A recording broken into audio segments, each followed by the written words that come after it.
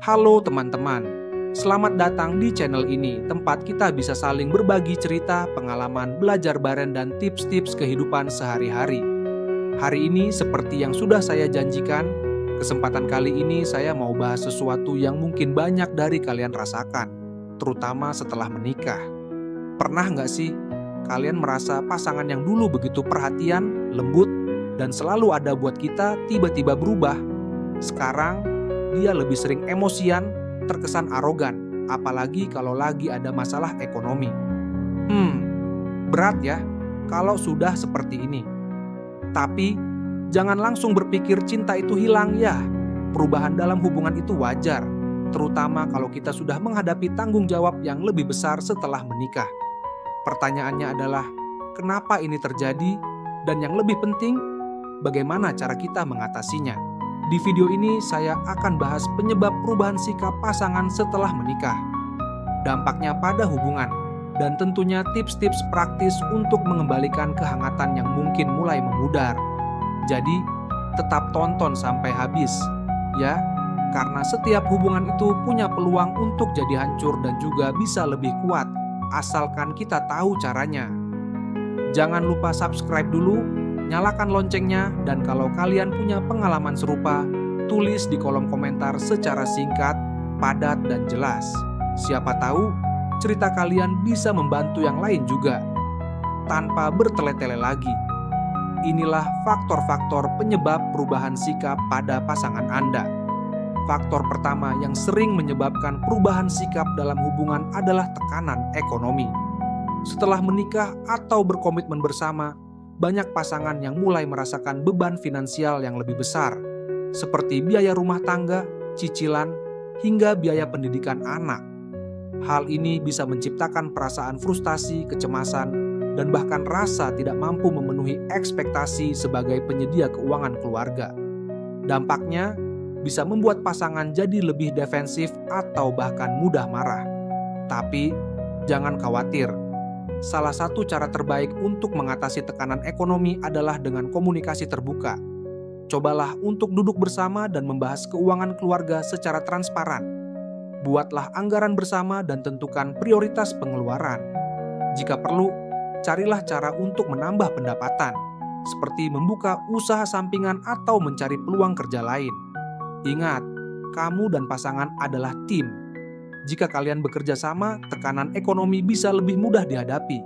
Faktor kedua yang sering mempengaruhi perubahan sikap dalam hubungan adalah kurangnya komunikasi yang terbuka.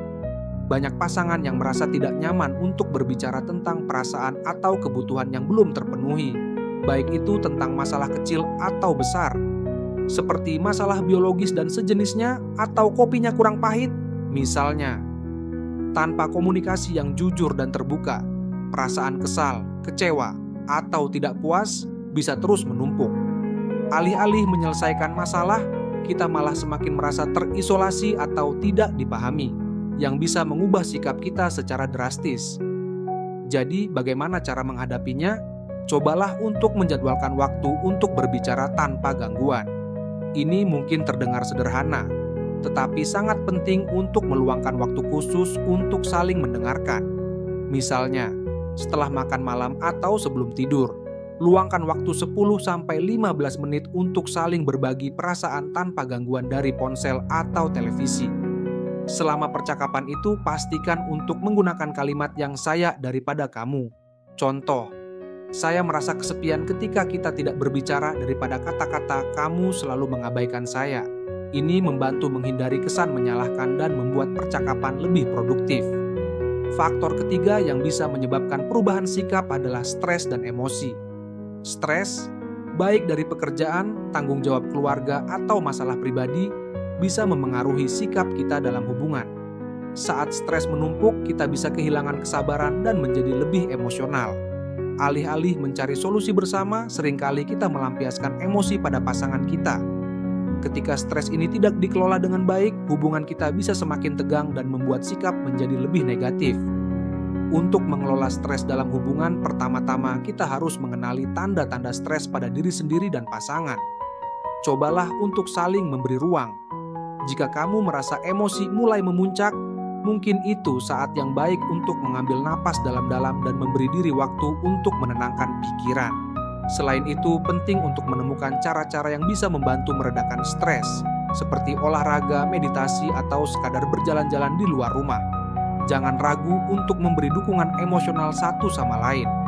Misalnya, ajak pasangan untuk beristirahat bersama atau melakukan aktivitas yang menyenangkan bersama. Jangan lupa, suami atau istri kalian bukan musuh.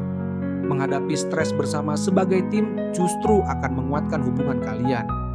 Jadi teman-teman, seperti yang kita bahas tadi, perubahan sikap dalam hubungan itu adalah sesuatu yang wajar.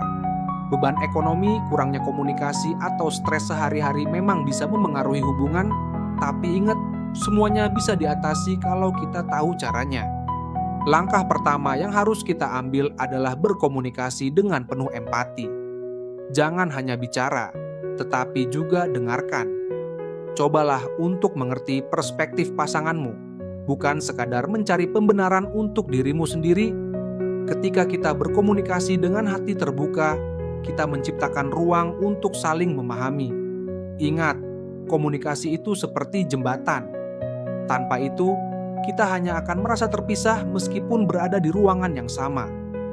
Langkah kedua adalah membangun rutinitas kebersamaan yang menyenangkan.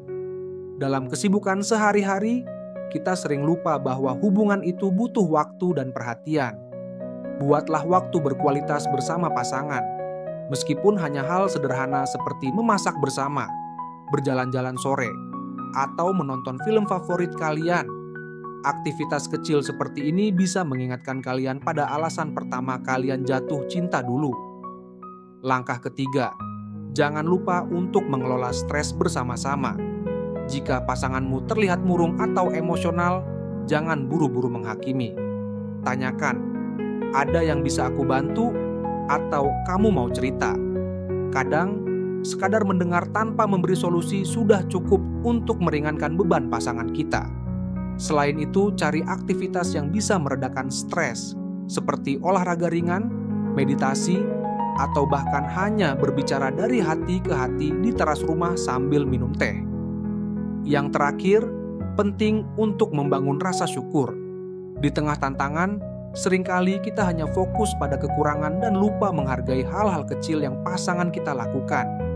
Cobalah untuk lebih sering mengatakan, terima kasih, atau memberikan pujian tulus seperti, aku bangga sama kamu.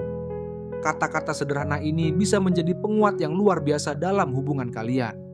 Teman-teman, hubungan yang sehat itu bukan tentang bebas dari masalah, tetapi bagaimana kita menghadapi setiap tantangan bersama-sama.